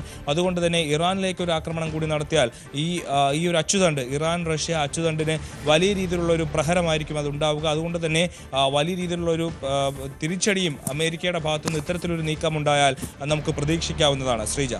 അഭിലാഷ് രാധാകൃഷ്ണനാണ് വിവരങ്ങൾ നൽകിയത് ന്യൂസ് ഡെസ്കിൽ നിന്ന്. അതേസമയം വെനസ്വേലയിലെ സാഹചര്യങ്ങൾ എന്താണ് നോക്കാം. വെനസ്വേലയെ രണ്ടാമതും ആക്രമിക്കാനുള്ള പദ്ധതി താൻ തയ്യാറാക്കിയതായി ഡൊണാൾഡ് ട്രംപ്. യുഎസുമായി ആ പദ്ധതി തയ്യാറാക്കിയിരുന്നു, അത് റദ്ദാക്കി എന്നാണ് ട്രംപ് പറഞ്ഞത്. യുഎസുമായി നല്ല രീതിയിൽ ഇപ്പോൾ വെനസ്വേല പ്രവർത്തിക്കുന്നുണ്ട്. അടുത്തയാഴ്ച വെനസ്വേലൻ പ്രതിപക്ഷ നേതാവ് മരിയ കൊറീന മെച്ചാഡോയെ കാണാൻ പദ്ധതിയുണ്ടെന്നും ട്രംപ് വ്യക്തമാക്കി. അഭിലാഷ് തന്നെ വിവരങ്ങൾ നൽകും. അഭിലാഷ്, വീണ്ടും തൻ്റെ വിശാല മനസ്സിനെ കുറിച്ച് തന്നെ പറയുകയാണ് ട്രംപ്. പക്ഷേ അതിലും കൗതുകമുള്ള ഒരു കാത്തിരിപ്പാണ് ഈ മരിയ കൊറീന മച്ചാഡോയുടെ കൂടിക്കാഴ്ചയിൽ ഉണ്ടാവുക? അത് തൻ്റെ നോബൽ സമ്മാനം ട്രംപിന് മറിയ സമ്മാനിക്കുമോ എന്നതാണ് ലോകം ആകാംക്ഷയോടെ ഉറ്റുനോക്കുന്ന ഒരു കാര്യം. നിലവിലെ സാഹചര്യങ്ങൾ എന്തൊക്കെയാണ്? ശ്രീജ, വെനസ്വേലയിൽ നമ്മൾ പ്രതീക്ഷിച്ചതുപോലെ ഒരു വലിയ സംഭവമൊന്നും ഉണ്ടായില്ല, അല്ലെങ്കിൽ വലിയൊരു പ്രതിരോധമൊന്നും വെനസ്വേലയുടെ ഈ പുതിയ ഭരണകൂടത്തിൽ നിന്ന് അമേരിക്കയ്ക്കെതിരെ ഉണ്ടായില്ല എന്നുള്ളതാണ് നമ്മൾ കാണുന്നത്. ഡെൽസി റോഡ്രിഗസ് അവിടുത്തെ ഇപ്പോൾ ഇടക്കാല പ്രസിഡന്റായി ചുമതലയേറ്റു. മദൂറോയുമായി ഏറ്റവും അടുപ്പമുണ്ടായിരുന്ന നേതാവ്. അവരിപ്പോൾ അമേരിക്കയുമായി ഒത്തുചേർന്ന് അല്ലെങ്കിൽ സഹകരിച്ച് മുന്നോട്ട് പോകാമെന്നുള്ള ഒരു നിലപാടിലേക്ക് എത്തിയിരിക്കുന്നു. ഒരുപക്ഷെ വെനസ്വേല നമുക്കറിയാം അമേരിക്കയുമായൊക്കെ കമ്പയർ ചെയ്ത് നോക്കുമ്പോൾ വളരെ ചെറിയ രാജ്യമാണ്. അതുപോലെ തന്നെ അവർക്ക് അമേരിക്കയുമായൊന്നും മുട്ടി നിൽക്കാൻ കഴിയുന്ന ഒരു സാഹചര്യമല്ല. അതുകൊണ്ട് തന്നെ ഒരു പ്രാക്ടിക്കലായിട്ടുള്ള ഒരു നിലപാട് വെനസ്വേലയുടെ നേതാവ് എടുത്തു എന്ന് വേണം നമുക്ക് കരുതാൻ. അതേപോലെ തന്നെ ഈ അമേരിക്കയുടെ നടപടിയെ വിമർശിക്കുന്നുണ്ടെങ്കിലും അമേരിക്ക ചെയ്തത്, വെനസ്വേലയോട് ചെയ്തത് ഭയാനകമായ തെറ്റാണെന്നൊക്കെ പറയുമ്പോഴും അമേരിക്കയുമായി സഹകരിച്ച് മുന്നോട്ട് പോകാം എന്നുള്ള ഒരു നിലപാടിലേക്ക് ഡെൽസി റോഡ്രിഗസ് എത്തിയിരിക്കുന്നു എന്നുള്ളതാണ്. അത് അവിടുത്തെ ഇനിയൊരു യുദ്ധത്തിലേക്കോ അല്ലെങ്കിൽ ഒരു ആക്രമണത്തിലേക്കോ പോയി കഴിഞ്ഞാൽ വെനസ്വേല പൂർണ്ണമായും അമേരിക്കയുടെ അധീനതയിലാകുമെന്നുള്ളത് ഉറപ്പാണ്. ആ ഒരു സാഹചര്യത്തിൽ വെനസ്വേല എന്ന രാജ്യത്തെ പിടിച്ചു നിർത്താൻ വേണ്ടിയിട്ടായിരിക്കണം ഒരുപക്ഷെ ഡെൽസി റോഡ്രിഗസ് അമേരിക്കയുമായി ചേർന്ന് പ്രവർത്തിക്കാമെന്നും വെനസ്വേലയുടെ വികസനത്തിന് അമേരിക്കയുടെ ഭാഗത്തു നിന്നുള്ള സഹകരണം ഉറപ്പാക്കുമെന്നും ഇരു രാജ്യങ്ങളും ചർച്ചകൾ ചെയ്ത് കാര്യങ്ങൾ മുന്നോട്ട് കൊണ്ടുപോകുമെന്നും ഡെൽസി റോഡ്രിഗസ് ഒരു നിലപാടെടുത്തത്. ആ നിലപാടിനെ സ്വാഗതം ചെയ്ത ഡൊണാൾഡ് ട്രംപ് പറയുന്നത് തനിക്ക് ഈ പുതിയതായിട്ട് ചുമതലയേറ്റ ഭരണാധികാരി അമേരിക്കയുടെ ചൊൽപ്പടിക്ക് നിന്നില്ലായിരുന്നുവെങ്കിൽ താൻ ഒരുപക്ഷെ ഒരിക്കൽ കൂടി വെനസ്വേലയെ ആക്രമിക്കാൻ തുനിഞ്ഞേനെ. പക്ഷേ ഇനിയിപ്പോൾ അതിൻ്റെ ആവശ്യമില്ല എന്നുള്ളൊരു കാര്യമാണ് ഡൊണാൾഡ് ട്രംപ് പറഞ്ഞിരിക്കുന്നത്. ഇക്കാര്യത്തിൽ ഇനി കൂടുതൽ വരും ദിവസങ്ങളിൽ ചർച്ചകൾ ഇരു രാജ്യങ്ങളും തമ്മിൽ ഉണ്ടാകുമെന്ന് ഡൊണാൾഡ് ട്രംപ് അറിയിച്ചിരിക്കുന്നു. മാത്രമല്ല ഈ വരുന്ന ചൊവ്വാഴ്ച അല്ലെങ്കിൽ ബുധനാഴ്ച മറിയ കൊറീനോ മച്ചാഡോ 2025 സമാധാന നൊബൽ പ്രൈസ് ജേതാവാണ്. അവരെ നേരിൽ കാണുമെന്ന് കൂടി ഡൊണാൾഡ് ട്രംപ് പറയുന്നുണ്ട്. അവർ തന്നെ കാണാൻ വരുമെന്ന് അറിയിച്ചു എന്നാണ് പറയുന്നത്. ഒരുപക്ഷെ നേരത്തെ മറിയ കൊറീന മച്ചാഡോ പറഞ്ഞിരുന്നു തനിക്ക് ലഭിച്ച നൊബേൽ സമ്മാനം അത് ഡൊണാൾഡ് ട്രംപിനും അവകാശപ്പെട്ടതാണ്, അദ്ദേഹവുമായി അത് പങ്കിടാൻ താൻ തയ്യാറാണെന്നുള്ളൊരു കാര്യം പറഞ്ഞിരുന്നു. എന്തായാലും ചൊവ്വാഴ്ച നടക്കുന്ന അല്ലെങ്കിൽ ബുധനാഴ്ച നടക്കുന്ന ആ ഒരു കൂടിക്കാഴ്ചയിൽ ഇക്കാര്യത്തിൽ മറിയ കൊറീന മച്ചാഡോ തന്റെ നിലപാട് പ്രഖ്യാപിച്ചേക്കാം. ഒരുപക്ഷെ ഡൊണാൾഡ് ട്രംപ് ആ ഒരു സമാധാന നൊബേൽ സമ്മാനം പങ്കിടാൻ തയ്യാറാകുമോ എന്നുള്ള കാര്യത്തിലൊക്കെ അന്ന് നമുക്ക് കൃത്യമായ രീതിയിൽ മനസ്സിലാക്കാൻ കഴിയും. ഈ വിഷയത്തിൽ ഈ വെനസ്വേലയിലേക്ക് വന്നാൽ അവിടുത്തെ എണ്ണ കമ്പനികളുമായി ബന്ധപ്പെട്ട് അവിടെ നമുക്കറിയാം 307 ബില്യൺ ബാരൽ ക്രൂഡ് ഉണ്ടെന്നുള്ളതാണ് കണക്ക്. അതിൽ 30 മുതൽ 50 ബില്യൺ ക്രൂഡ് ഇപ്പോൾ അമേരിക്ക അവിടുന്ന് ശേഖരിക്കുമെന്നുള്ളതാണ് ഡൊണാൾഡ് ട്രംപ് പറയുന്നത്. ഇതുമായി ബന്ധപ്പെട്ട് അമേരിക്കയിലെ വിവിധ കമ്പനികളുമായി താൻ സംസാരിച്ചുവെന്നും അവർ $100 ബില്യൺ നിക്ഷേപം വെനസ്വേലയിൽ എത്രയും വേഗം നടത്തുമെന്നുമാണ് ഡൊണാൾഡ് ട്രംപ് പറയുന്നത്. മാത്രമല്ല വലിയ രീതിയിലുള്ള തൊഴിൽ വെനസ്വേലയ്ക്ക് ലഭിക്കും, അവിടെ ഇൻവെസ്റ്റ്മെൻറ്റുകൾ ഉണ്ടാകും, അതുപോലെ അവിടെ വികസനം വരും, ആളുകൾക്ക് തൊഴിൽ കിട്ടും. ഇപ്പോഴത്തെ ഒരു കഷ്ടപ്പാട് വെനസ്വേലയ്ക്ക് ഇല്ലാതാകുമെന്നുള്ളതാണ് ഏറ്റവും പ്രധാനമായും ഡൊണാൾഡ് ട്രംപ് അവകാശപ്പെടുന്നത്. അതായത് അമേരിക്കയുടെ വെനസ്വേലയിലെ എണ്ണ മുഴുവൻ അമേരിക്ക പറയുന്ന തരത്തിൽ അല്ലെങ്കിൽ അമേരിക്കയുടെ ചൊൽപ്പടിയിൽ മാത്രമേ മുന്നോട്ട് പോകൂ. അത് എങ്ങനെയാണ് അത് എടുക്കേണ്ടത്, അത് അതുപോലെ ഏത് മേഖലകളിലേക്കാണ് വിറ്റുപോകുന്നത്, അതിൻ്റെ ലാഭം എത്രയാണ്, ഈ കാര്യങ്ങളിലെല്ലാം അമേരിക്കയ്ക്ക് മാത്രമായിരിക്കും അവകാശം. വെനസ്വേലയ്ക്ക് അത്തരം കാര്യങ്ങളിലൊന്നും ഒരു തരത്തിലുള്ള അവകാശവും ഉണ്ടാകില്ല എന്ന് കൂടി ഡൊണാൾഡ് ട്രംപ് പറഞ്ഞു വെക്കുന്ന ഒരു സാഹചര്യമുണ്ട്. ഈ കാര്യങ്ങളിലെല്ലാം ഇപ്പോൾ ഇതിൽ എത്രത്തോളമാണ് ലാഭവിഹിതം ആർക്കൊക്കെയാണ് ലഭിക്കേണ്ടത് എന്നുള്ള കാര്യത്തിലൊക്കെ ഇനി വരും ദിവസങ്ങളിലായിരിക്കും ചർച്ച വരിക. എന്തായാലും അമേരിക്ക വെനസ്വേലയിൽ തങ്ങളുടെ ആധിപത്യം ഉറപ്പിച്ചിരിക്കുന്നു. ഡെൽസി റോഡ്രിഗസിന് ഒരുപക്ഷെ ഒരു പരിധിവരെയെങ്കിലും അമേരിക്കയ്ക്ക് വഴങ്ങേണ്ടി വരുന്ന ഒരു സാഹചര്യമുണ്ട്. അതേസമയം തന്നെ നിക്കോളാസ് മദൂറോ അവിടെ തടവിൽ കഴിയുന്ന ഒരു സാഹചര്യം കൂടിയുണ്ട്. മാത്രമല്ല ഇപ്പോൾ അമേരിക്ക ചില കപ്പലുകൾക്ക് കരീബിയൻ തീരത്ത് നിയന്ത്രണങ്ങൾ അല്ലെങ്കിൽ ഉപരോധങ്ങൾ ഏർപ്പെടുത്തിയിട്ടുണ്ട്. അതുമായി ബന്ധപ്പെട്ട് ഒരു കപ്പലിനെ കൂടി അമേരിക്ക പിടിച്ചെടുത്തിരിക്കുന്നു എന്നുള്ളതാണ്. ഒലീന എന്ന് പറയുന്ന ക്രൂഡ് കപ്പലിനെയാണ് പിടിച്ചെടുത്തിരിക്കുന്നത്.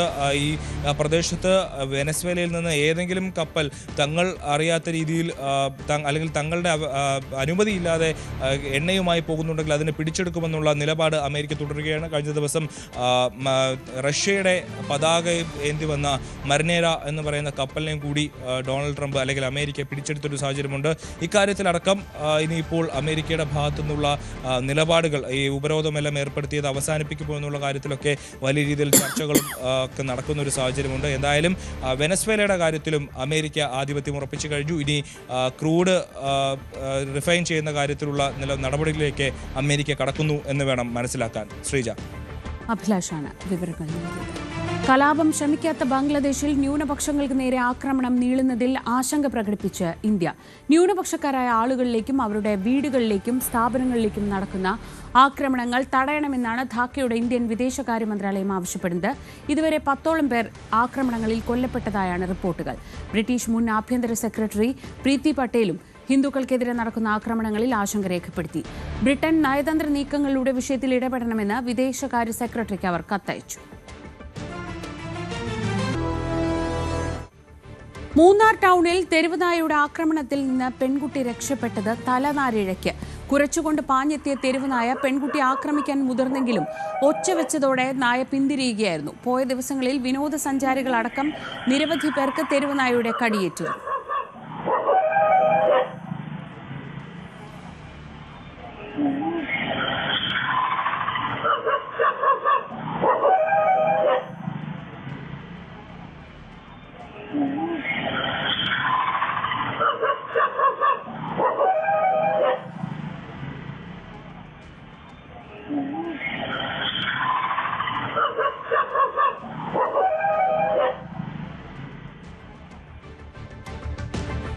ഇടുക്കി രാമക്കൽമേട്ടിൽ കൃഷിയിടത്തിൽ കണ്ടെത്തിയ പെരുമ്പാമ്പിനെ വനം വകുപ്പ് പിടികൂടി. പാമ്പിനെ തമിഴ്നാട് അതിർത്തി വനമേഖലയിൽ തുറന്നുവിട്ടു.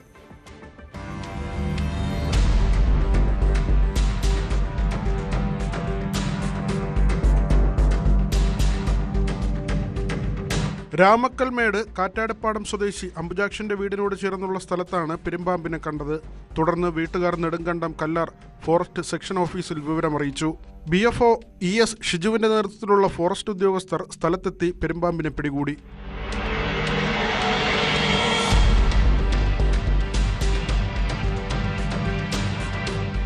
പിടികൂടിയ പാമ്പിനെ തമിഴ്നാട് അതിർത്തിയിലെ വനമേഖലയിൽ തുറന്നുവിട്ടു. ന്യൂസ് 18 ഇടുക്കി. മകരവിളക്കിന് ഇനി വെറും 4 ദിവസം മാത്രമേ ബാക്കിയുള്ളൂ. സന്നിധാനത്തെ ഒരുക്കങ്ങളും സുരക്ഷയുമൊക്കെ ദേവസ്വം ബോർഡും പോലീസും വിലയിരുത്തി.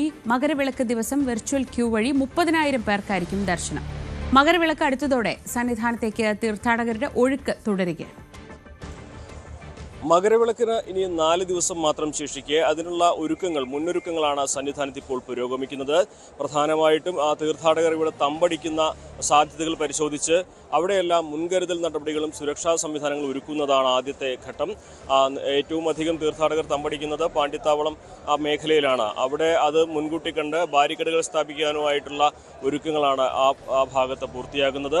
ഒപ്പം തന്നെ പർണശാല കെട്ടി തമ്പടിക്കുന്ന തീർത്ഥാടകർ സാധാരണഗതിയിൽ അവർ പാചകം ചെയ്യുന്ന ഒരു രീതിയാണ്. അതെല്ലാം പാടില്ല എന്ന് ദേവസ്വം ബോർഡ് ഇതിനോടകം തന്നെ നിർദ്ദേശിച്ചിട്ടുണ്ട്. പകരം അവർക്ക് ഭക്ഷണം വിതരണം ചെയ്യാനുള്ള സംവിധാനങ്ങളും കുടിവെള്ളം എത്തിക്കാനുള്ള സംവിധാനങ്ങളും ഒരുക്കുന്ന നടപടികളും പൂർത്തിയാകുന്നുണ്ട്. ഇന്നലെ പോലീസിൻ്റെയും മറ്റ് ഉദ്യോഗസ്ഥരുടെയും നേതൃത്വത്തിൽ ഈ ഇടങ്ങളിലൊക്കെ തന്നെ സുരക്ഷാ പരിശോധനകളും പൂർത്തിയാക്കിയിരുന്നു. ഇവിടെ എത്തിച്ചേരുന്ന തീർത്ഥാടകരുടെ വലിയൊരു ശതമാനം ഇനിയുള്ള ദിവസങ്ങളിൽ സന്നിധാനത്ത് തന്നെ ക്യാമ്പ് ചെയ്യും എന്ന് തന്നെയാണ് പ്രധാനപ്പെട്ട ഒരു കാര്യം. അതുകൊണ്ട് തന്നെ പമ്പയിൽ നിന്ന് സന്നിധാനത്തേക്കുള്ള തീർത്ഥാടകരുടെ തിരക്ക് അല്പം കുറഞ്ഞാൽ പോലും ഇവിടെ തിരക്ക് അനുഭവപ്പെടുന്ന ഒരു സാഹചര്യം തന്നെയായിരിക്കും ഉണ്ടാവുക. ഇന്നലെ മറ്റു ദിവസങ്ങളെ അപേക്ഷിച്ച് ഇന്നലത്തെ തിരക്ക് താരതമ്യേന കുറവായിരുന്നു എന്ന് പറയാം. 82,000 തീർത്ഥാടകർ മാത്രമാണ് പോലീസിന്റെ കണക്ക് പ്രകാരം ഇന്നലെ ഇവിടെ എത്തിയിട്ടുള്ളത്. പക്ഷേ ഇവിടെ എത്തിയ തീർത്ഥാടകരിൽ പലരും ഇവിടെ ക്യാമ്പ് ചെയ്ത് പല തവണ സിവിൽ ദർശനം നടത്തുന്നതുകൊണ്ട് സന്നിധാനത്തെ തിരക്ക് കുറഞ്ഞിട്ടില്ല. ഇന്നിപ്പോൾ രാവിലെ മുൻ ദിവസങ്ങളെ അപേക്ഷിച്ച് തിരക്ക് കുറവാണ്. ഭക്തരുടെ കാത്തു നിൽക്കുന്ന വരി ഇപ്പോൾ മരക്കൂട്ടത്തിന്റെ അടുത്തൊന്നും എത്തിയിട്ടില്ല. ശരംകുത്തിക്ക് അടുത്ത് വരെ മാത്രമേ ഉള്ളൂ എന്നാണ് പോലീസിന് അറിയാൻ കഴിയുന്നത്. പക്ഷേ ഇവിടെ തമ്പടിക്കുന്ന തീർത്ഥാടകരുടെ ഒരു സാന്നിധ്യം ഇനിയുള്ള ദിവസങ്ങളിൽ ഈ തിരക്ക് വർദ്ധിപ്പിക്കും. മാത്രമല്ല ഇവരൊക്കെ തന്നെ ഈ മകരവിളക്ക് കഴിഞ്ഞതിന് ശേഷം മാത്രമേ മടങ്ങിപ്പോകൂ എന്നുള്ളത് കൊണ്ട് തന്നെ സന്നിധാനത്ത് കൂടുതൽ സുരക്ഷാ ക്രമീകരണങ്ങൾ ഒരുക്കേണ്ട സാഹചര്യവുമുണ്ട്. അതാണെങ്കിലും ദേവസ്വം ബോർഡ് പ്രസിഡന്റ് അടക്കമുള്ളവർ ഇന്നോ നാളെയോ ആയിട്ട് ഇവിടെ എത്തിച്ചേരുമെന്നാണ് അറിയുന്നത്. മകരവിളക്കിന് മുന്നോടിയായിട്ടുള്ള ക്ഷേത്രത്തിലെ ശുദ്ധിക്രിയകൾ 12-ാം തീയതിയും 13-ാം തീയതിയായിട്ട് തുടങ്ങും. അങ്ങനെ മകരവിളക്കിന്റെ ആ ഒരു തിരക്കിലേക്ക് സന്നിധാനം കടക്കുകയാണ്. ഇനിയുള്ള ദിവസങ്ങൾ വലിയ തിരക്കിൻ്റെതാകുമെന്ന് മുന്നിൽ കണ്ടുകൊണ്ടുള്ള ഒരുക്കങ്ങളാണ് സന്നിധാനത്ത് പുരോഗമിക്കുന്നത്. സന്നിധാനത്ത് നിന്നും CV അനുമോദ്, ന്യൂസ് 18. കാസർഗോഡ് തൃക്കരിപ്പൂരിൽ ഒരു വേറിട്ട കടയുണ്ട്. വിൽപ്പനക്കാരനില്ലാതെ സദാ തുറന്നു വെച്ചിരിക്കുന്ന കട. ആവശ്യക്കാർക്ക് സാധനം എടുത്ത ശേഷം പണം അവിടെ വെച്ചിരിക്കുന്ന കുടുക്കയിൽ നിക്ഷേപിച്ച് മടങ്ങാം. TM സുലൈമാൻ നടത്തുന്ന സത്യസന്ധതയുടെ കടയിലേക്കാണ് ഇനി നമ്മൾ പോകുന്നത്. കണ്ണൂർ കാസർഗോഡ് അതിർത്തിയിലെ ഈ വേറിട്ട കാഴ്ച സോഷ്യൽ മീഡിയ ഉൾപ്പെടെ ഏറ്റെടുത്തു കഴിഞ്ഞു. മനുഷ്യരിൽ പരസ്പര വിശ്വാസം നഷ്ടപ്പെട്ടുകൊണ്ടിരിക്കുന്ന കാലത്ത് തികച്ചും വ്യത്യസ്തമായ ഒരു കച്ചവട രീതിയുമായി വിസ്മയിപ്പിക്കുകയാണ് TM സുലൈമാൻ. ഉപഭോക്താവിൻ്റെ സത്യസന്ധതയും ഈ കൊച്ചുകടയ്ക്ക് മൂലധനമാണ്. 3 മാസമായി കട ലാഭകരമായാണ് പ്രവർത്തിക്കുന്നത്. നമ്മുടെ അധ്വാനിച്ചതിൻ്റെ പ്രതിഫലം നമുക്ക് കിട്ടുന്ന ഒരു ദിവസം 600, ചിലപ്പോൾ 700 ഉണ്ടാവും, ചിലപ്പോൾ 500 കിട്ടും. ഒരു ദിവസം നമുക്ക് അതിന് പ്രതിഫലം കിട്ടുന്നുണ്ട്. എല്ലാവരും നല്ല അഭിപ്രായം. ഞാൻ ഈ ഉണ്ടാക്കുന്ന സാധനങ്ങൾ ഇത് ഫുള്ളാക്കി രാവിലെയൊക്കെ വൈകുന്നേരം ആകുമ്പോൾ കാര്യമാവും. അപ്പോൾ ആൾക്കാർക്ക് നല്ല അഭിപ്രായമാണ്. കൊണ്ടയാളും തിന്നാളും ഒന്നും ഇത് നല്ല അഭിപ്രായം എല്ലാവരും പറയും. ഒരു മോനും വെള്ളം കുടിച്ചാൽ തന്നെ നല്ല അഭിപ്രായം എല്ലാവരും പറയും. കേരളത്തിൽ തന്നെ ഇങ്ങനൊരു കടയാടി ഉണ്ടാവില്ല. കാരണം മുതലാളി ഇല്ലാത്തൊരു കട. ഇന്നത്തെ കാലത്ത് കട്ടിട്ട് പോകുന്നുണ്ട്, തോപ്പിച്ച് പോകുന്നുണ്ട്. ഇതൊക്കെ ചെയ്യുന്ന കാലത്ത് ആരുമില്ലാത്തൊരു കടയിൽ സാധനം വെച്ച് പോകുന്ന ഇക്കേറെ മനസ്സും അതിനകത്ത് പൈസയുടെ ഒന്നും നമ്മളെ മനസ്സും ഇല്ലാത്ത ഒരു മനസ്സ് നമുക്ക് നല്ലൊരു മനസ്സാണ്. ഉപ്പിലിട്ട പഴവും പച്ചക്കറികളും കുപ്പിവെള്ളം, അച്ചാറ്, മോര് തുടങ്ങിയവയാണ് കടയിലുള്ളത്. സാധനങ്ങളുടെ വില എഴുതി പ്രദർശിപ്പിച്ചിട്ടുണ്ട്. ഇവിടെ എത്തുന്ന ആർക്കും തങ്ങൾക്ക് വേണ്ട സാധനങ്ങൾ എടുത്തു കഴിക്കാം. പണം അവിടെ വെച്ചിട്ടുള്ള കുടുക്കയിൽ നിക്ഷേപിക്കാം. ബാക്കി പണം ഉപഭോക്താവിന് എടുക്കാവുന്നതുമാണ്. ഗൂഗിൾ പേ വഴിയും പണമയക്കാൻ സൗകര്യമുണ്ട്. ഇന്ന് ഇതുവഴി കടന്നു പോകുന്നവർക്ക് ആശ്വാസവും കൗതുകവുമാണ് ഈ കട. ന്യൂസ് 18 കാസർഗോഡ്. ഇനി സ്പെഷ്യൽ ഡേ വിഷസിലേക്ക്. കൊല്ലം പെരുമൺ സ്വദേശിയായ അഭിജിത്തിന്റെ 30ാം പിറന്നാളാണിന്ന്. ആശംസകൾ അറിയിക്കുന്നത് മകൻ നിനവും ഭാര്യ മീനാക്ഷിയുമാണ്. അഭിജിത്തിന് ഞങ്ങളുടെയും ഹൃദയം നിറഞ്ഞ പിറന്നാൾ ആശംസകൾ.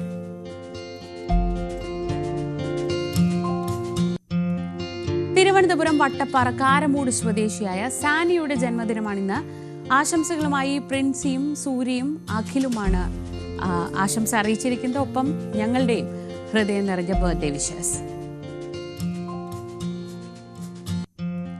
തിരുവനന്തപുരം പള്ളിപ്പുറം സ്വദേശി അമിൽ കുമാറിന്റെ ജന്മദിനമാണിന്ന്.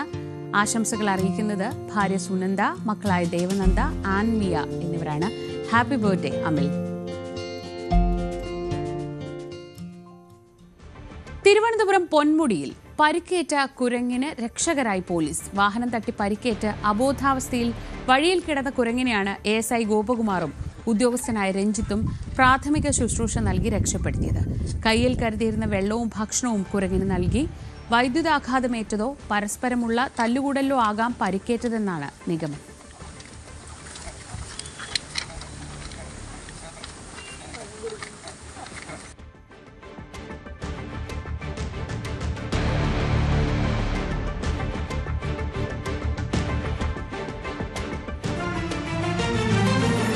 എല്ലാ ജീവനും വിലപ്പെട്ടതാണ്.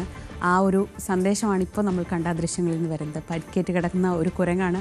അതിനെ രക്ഷപ്പെടുത്തി ജീവിതത്തിലേക്ക് കൊണ്ടുവന്നതിലൂടെ അവർ ചെയ്യുന്നതും ആ ഒരു വിലപ്പെട്ട സന്ദേശം നമുക്കൊക്കെ നൽകലാണ്. അപ്പോൾ ഈ സന്ദേശത്തോടെ ഇന്നത്തെ രാവിലെ നമുക്കിവിടെ അവസാനിപ്പിക്കാം. ഇനി പോലീസ് പെട്രോൾ കാണാം.